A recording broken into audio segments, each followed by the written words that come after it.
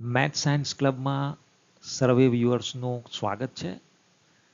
વિદ્યાર્થી મિત્રો, ધોરણ 10 વિષય વિજ્ઞાનમાં વાર્ષિક પરીક્ષાની દ્રષ્ટિએ એક ખૂબ જ અગત્યનું ચેપ્ટર છે કે જેનું પરીક્ષામાં વેઇટેજ ખૂબ જ વધારે છે. અને એ ચેપ્ટર છે ચેપ્ટર નંબર 5, જૈવિક ક્રિયાઓ. તો વિદ્યાર્થી મિત્રો, મેથ સાયન્સ ક્લબમાં આ ચેપ્ટરને એક અલગ ઢંગથી રજૂ કરવામાં આવી રહેલું છે. વિદ્યાર્થી મિત્રો, આ ચેપ્ટરને ભાગ 1 થી 11માં વહેંચવામાં આવ્યું છે. કુલ 11 ભાગોમાં ચેપ્ટરને સંપૂર્ણ કરવામાં આવ્યું છે. ચેપ્ટરમાં 3 ડાયમેન્શન્સ ફિગર્સ અને 2 ડાયમેન્શન્સ ફિગર્સ તમને આપવામાં આવી છે. મોટાભાગના ભાગોમાં ભાગના અંતે એક મૂલ્યાંકન પ્રક્રિયા છે. તમને ખૂબ મજા પડશે. અને આ ચેપ્ટરના દરેક ટોપિકને પ્રશ્નોત્તરી સ્વરૂપે દરેક ભાગમાં રજૂ કરવામાં આવ્યો છે. એટલે કે વિભાગ બી, સી અને ડીમાં તમને દરેક ટોપિકમાંથી કેવા કેવા પ્રશ્નો પૂછી શકાય છે એ પ્રશ્ન સ્વરૂપ અને એના જવાબ સ્વરૂપે આ આખું ચેપ્ટર 11 ભાગોમાં રજૂ કરવામાં આવશે. તો વિદ્યાર્થી મિત્રો, ખૂબ ધ્યાનથી એને શીખજો અને એનું રિવિઝન પણ તમે કરજો. તો પહેલો ભાગ આપણે શરૂ કરીએ છીએ.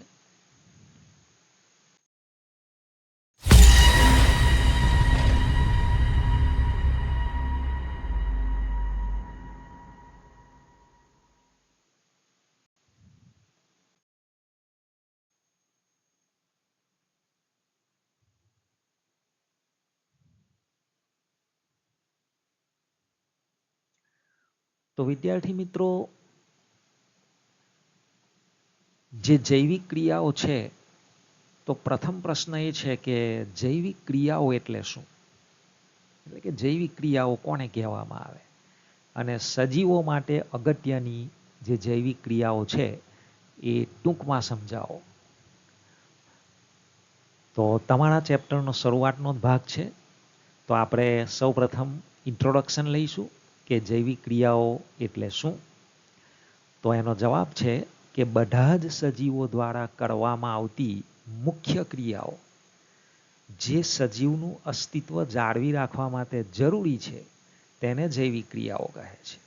વિદ્યાર્થી મિત્રો, આ વસ્તુને ટૂંકમાં સમજવી હોય તો દરેક સજીવને જીવવા માટે જે ક્રિયાઓ કરવી જરૂરી છે એ ક્રિયાઓને જૈવિક ક્રિયાઓ કહે છે. તો વિદ્યાર્થી મિત્રો, આપણે આ ચેપ્ટરમાં કુલ 4 અગત્યની જૈવિક ક્રિયાઓ વિશે ડિટેલમાં શીખવાનું છે. તો એમાંની પહેલી જૈવિક ક્રિયા જે છે એ છે પોષણ. તો એના વિશે આપણે ટૂંકમાં માહિતી જોઈશું.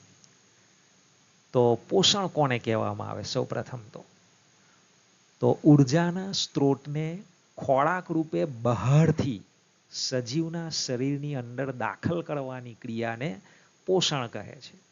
વિદ્યાર્થી મિત્રો, આપણે કોઈ પણ ક્રિયા કરવી હોય, ઇવન આંખનો પલકારો પણ જો મારવો હોય તો આપણને ઉર્જાની જરૂર પડે છે.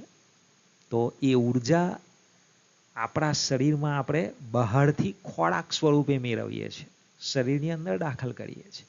તો એને પોષણ કહેવામાં આવે. બાજુની આકૃતિમાં આપણને બતાવેલું છે કે એક જીરાફ નામનું પ્રાણી એ ઝાડના પાન ખાઈ રહેલું છે.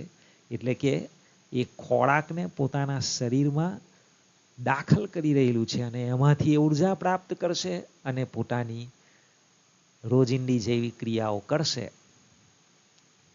એ જ પ્રમાણે વનસ્પતિ પણ પ્રકાશ સંશ્લેષણ સ્વરૂપે ઉર્જા મેળવશે અને પોતાની દૈનિક ક્રિયાઓ કરશે. તો મોટાભાગના ખાદ્ય પદાર્થો કાર્બન આધારિત છે. એટલે કે એમાં કાર્બન એક ઘટક સ્વરૂપે રહેલો હોય છે આ કાર્બન સ્ત્રોતોની જટિલતાને અનુસરીને વિવિધ સજીવો વિવિધ પ્રકારની પોષણ ક્રિયાઓનો ઉપયોગ કરે છે.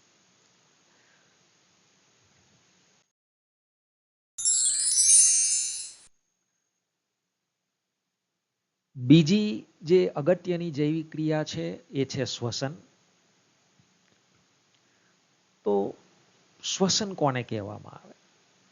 તો સજીવ કોષોમાં કોષીય જરૂરિયાત માટે ઉર્જા પૂરી પાડવા ગ્લુકોઝ જેવા ખોરાક સ્ત્રોતનું ઓક્સિજનની હાજરી કે ગેરહાજરીમાં વિઘટન થવાની ક્રિયાને શ્વસન કહે છે.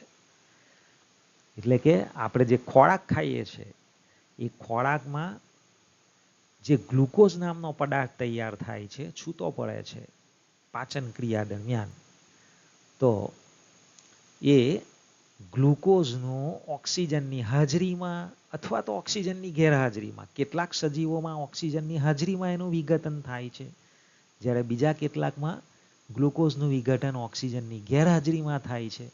તો આ ગ્લુકોઝના વિઘટન થવાની ક્રિયાને શ્વસન તરીકે ઓળખવામાં આવે છે.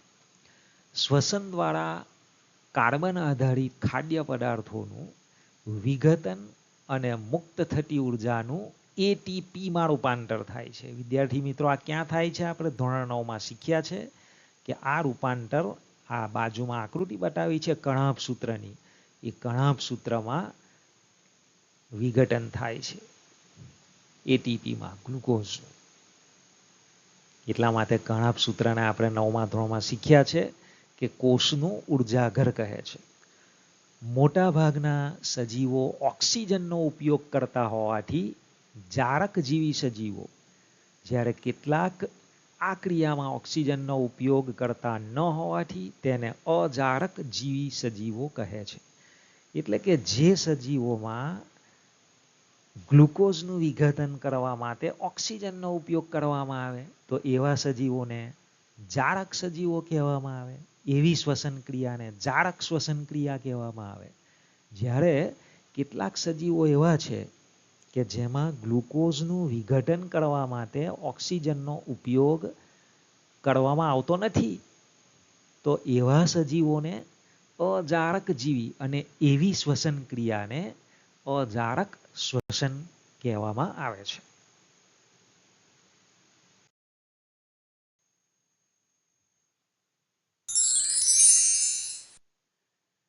ત્રીજા નંબરની જે અગત્યની જૈવિક ક્રિયા છે, જેનો આપણે આ ચેપ્ટરમાં ડિટેલમાં અભ્યાસ કરવાનો છે, તો એ છે વહન.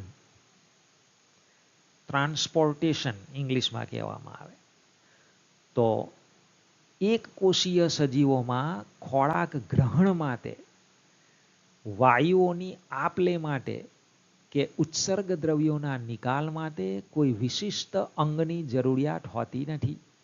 કારણ કે સજીવની સમગ્ર સપાટી પર્યાવરણ સાથે સીધા સંપર્કમાં હોય છે. જે એક કોષીય સજીવો છે, એટલે કે જે સજીવ ફક્ત એક જ કોષનું બનેલું છે, દાખલા તરીકે અમીબા, પેરામિશિયમ વગેરે, તો આ એક જ કોષ એ દરેક ક્રિયા કરતો હોય છે. એટલે એમાં કોઈ વિશિષ્ટ અંગની જરૂરિયાત હોતી નથી. પરંતુ બહુકોષીય સજીવોમાં બધા કોષો પર્યાવરણ સાથે સીધા સંપર્કમાં હોતા નથી. તો બધા કોષોની જરૂરિયાત સામાન્ય પ્રસરણથી પૂરી થઈ શકતી નથી. તેથી શરીરના બધા કોષો સુધી ખોરાક અને ઓક્સિજનને લઈ જવા માટે, તેમજ બધા કોષોમાંથી એકત્ર કરાયેલા ઉત્સર્ગ દ્રવ્યો એટલે કે કચરાને દૂર કરવા માટે ચોક્કસ વહન તંત્રની આવશ્યકતા રહેલી છે. તો આ જે વહન તંત્ર છે એ જ છે અગત્યની ત્રીજા નંબરની જૈવિક ક્રિયા, જેને અહીં વહનના નામે ઓળખાવવામાં આવી છે.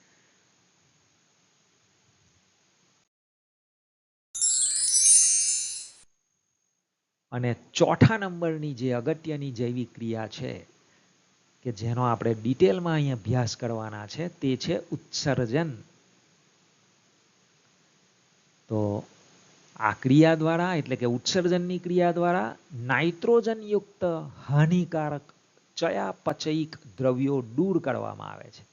એટલે કે સજીવો ખોરાક લે છે, જેનું પાચન થાય છે, અને પાચન થયા પછી એમાંથી જે કચરો બને છે કે જે નાઇટ્રોજનયુક્ત હાનિકારક દ્રવ્યોનો બનેલો છે, એ કચરાનો નિકાલ કરવાની જે શરીરની ક્રિયા છે એ ક્રિયાને ઉત્સર્જનની ક્રિયા તરીકે ઓળખવામાં આવે છે. એક કોષી પ્રાણીઓ કોષ સપાટી દ્વારા સાદા પ્રસરણથી ઉત્સર્ગ દ્રવ્યો દૂર કરે છે. વિદ્યાર્થી મિત્રો, જે સજીવો ફક્ત એક જ કોષના બનેલા છે એમાં તો એક જ કોષ બધી જ ક્રિયા કરે. શરીરમાં દ્રવ્યોને ગ્રહણ કરવાની ક્રિયા પણ કરે અને પાચન પછી જે કચરો પેદા થાય છે એના નિકાલ માટે પણ એ જ કોષ હોય છે. પરંતુ બહુકોષીય સજીવોમાં ઉત્સર્જન માટે વિશિષ્ટ પેશી, અંગ કે અંગતંત્ર હોય છે. તો વિદ્યાર્થી મિત્રો, આનો આપણે ડિટેલમાં 4 ક્રિયાઓનો બાકીના ભાગોમાં 1 by 1 અભ્યાસ કરીશું.